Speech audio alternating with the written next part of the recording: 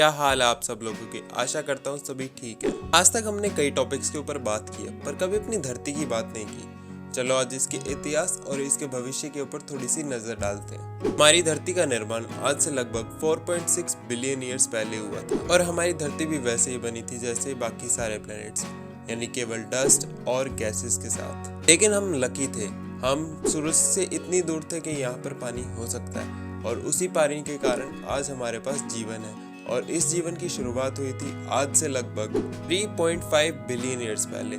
उस समय ये सिर्फ एक सिंगल सेल ऑर्गेनिज्म थे जैसे बैक्टीरिया।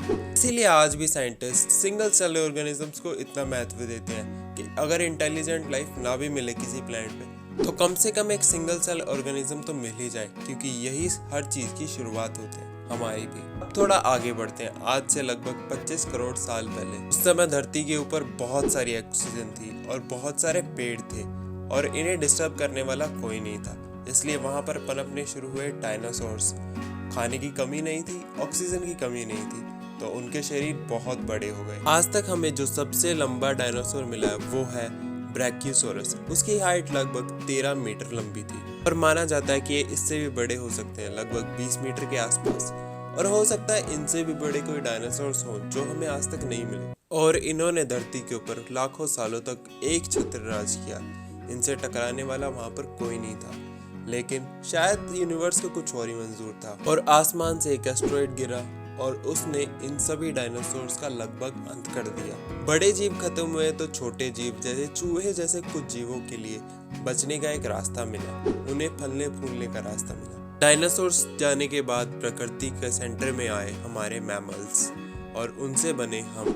आज से 20 लाख साल पहले हमारे एंसेस्टर्स ने 2 पैरों पर चलना शुरू कर दिया था। अफ्रीका में कुछ ऐसे फॉसिल्स भी मिले हैं जो हमसे लगभग 60 लाख से 20 लाख साल पुराने हैं और ये माना जा सकता है कि तब से हम 2 पैरों पर चलते हैं। लेकिन हमारी खुशियां ज्यादा दिन तक नहीं चली।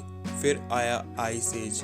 आइस एज हमारे लिए एक टेस्ट की तरह था कि इस बार एस्टेरॉयड नहीं, ठंड ने हमारा इम्तिहान लिया। सारे समुद्र जमने की वजह से अफ्रीका से निकलकर ये 2 पैरों पर चलने वाले एंसेस्टर्स पूरी दुनिया में फैल गए। अब तक हम इतना समझ चुके थे कि हम अकेले नहीं जी पाएंगे, इसलिए हमने झुंड में रहना शुरू कर दिया, छोटे छोटे कबीलों की तरह। और जब हम जंगलों में पहुंचे, नदियों के पास पहुंचे, तो हमने खेती करना शुरू कर दी। अर्लीस्ट एविडेंस हमें 1 लाख साल पुराने मिलते हैं कि हमने खेती करनी शुरू कर दी थी। इस खेती ने हमारे लिए बहुत सी मुसीबतें आसान कर दी। अब हमें शिकार करने के लिए इधर उधर जाने की जरूरत नहीं पड़ती थी और खेती करना शिकार करने से ज्यादा आसान था क्योंकि इसमें जान का कोई खतरा नहीं था। लेकिन खेती का एक नुकसान भी था कि इसे बचा कर रखना था, इसलिए हम थोड़ा और ज्यादा सोचने लगे, अपने टूल्स के ऊपर और ज्यादा ध्यान देने लगे और हम धीरे धीरे कबीलों से एक गांव की तरह तब्दील हो गए। एक जगह रहने की वजह से हमारी समझ थोड़ी और इवॉल्व हुई। हमने खाने से आगे बढ़कर ऊपर आसमान की तरफ देखना शुरू किया। हमने इन्वेंशंस करने शुरू किए। फिर आया मॉडर्न एरा। साइंटिफिक खोजें होने लगी, हमने दवाइयाँ ढूंढ ली। हमने आसमान की तरफ देखकर ये बता दिया कि धरती गोल है, सूरज हमारे सेंटर में है और धरती सूरज के चारों तरफ घूमती है। शुरुआत से लेकर आज तक, एक माइक्रोब से लेकर आज हम 7 बिलियन इंसान हैं इस धरती पे और बाकी जीवों की तो हम गिनती भी नहीं कर सकते। हमारी धरती ने आइस एज देखा, हमारी धरती ने बहुत सारे इम्पैक्ट सहे, लेकिन ये खड़ी रही। इंसानों ने बहुत सारी मुसीबतें देखी, बहुत सारी जंगें भी देखी। प्रकृति के साथ नहीं, हम आपस में ही लड़ने लगे, लेकिन फिर भी हम डटे रहे, फलते फूलते रहे। आज हमारी गिनती 7 बिलियन तक पहुंच गई है और इस बार हमारे लिए चुनौती ना ही आसमान से आएगी और ना ही प्रकृति हमारे लिए ठंड करेगी कि हम समझे कि हम क्या गलत कर रहे हैं। इस बार हमारे लिए सबसे बड़ी चुनौती हम ही है। इंसानों की वजह से किया गया प्रदूषण। अपने रहने के लिए जंगल काटने लगे तो हवा खराब हो गई, पानी खराब कर दिया, धरती खराब कर दी और अब देखा जाए तो हमने स्पेस के अंदर भी इतना गंद मचा दिया है कि वहाँ पर भी हम ये कहने लगे कि स्पेस में भी पोल्यूशन है। अगर ये पोल्यूशन इसी तरह चलता रहा तो इस बार धरती आइस एज में नहीं जाएगी, इस बार धरती गर्म हो जाएगी, जो कि हो रही है ग्लोबल वार्मिंग की वजह से। ठंडे देश गर्म होते जा रहे हैं, सूखा पड़ रहा है या फिर बारिश आती है तो इतनी आती है कि हमसे संभाली नहीं जाती।